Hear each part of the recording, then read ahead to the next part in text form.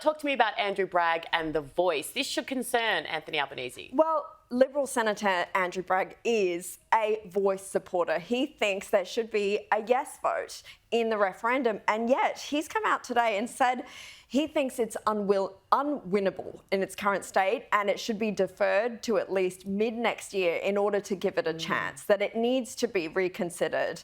Now, this is someone who supports it, who wants to see this happen, and even he concedes that support is falling off a cliff. So I think we're seeing a turning of the tide here where even Voice supporters are saying, we can't win this thing. This needs to go back to the table. He's actually said that the problem is with the product and not the marketing of it. Oh, that's very key, isn't Basically, there's not enough lipstick for this pig. Yeah. Needs to go back to the drawing table.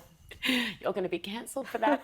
I think myself, in fact, I've got a vegan activist who would not be happening. I know, not for lack of trying. Yes. What about Jim Chalmers and this wellbeing report that's come out? What is it? Yeah, so this is a wellbeing report called Measuring What Matters. It's basically a wellbeing framework or wellbeing index. There's so many different terminology for it. It's a snapshot as to how we're doing as a nation in terms of all these different indicators.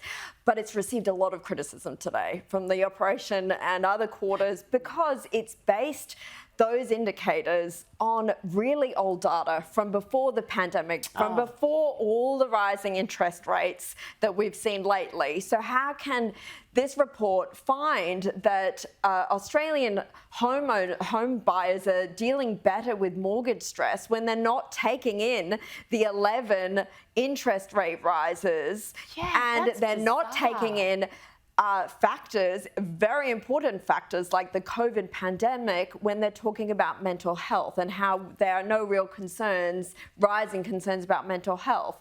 How can you leave all of that out when the data since then has clearly shown that there's a huge problem with mental health issues as a result of the pandemic? Yeah. This is the Treasurer, Jim Chalmers, talking about some of those flaws today. There are a number of areas where there are limitations in the data and we need to improve that.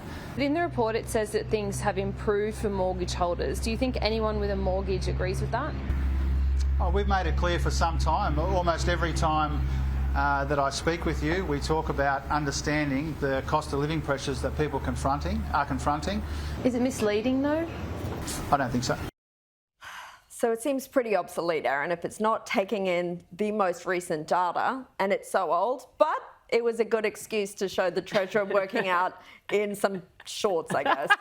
Well, to use a footballing term, that's a real own goal there, and I won't comment on the aesthetic of the shorts. Caroline Marcus, great to have you back. Thank you so much.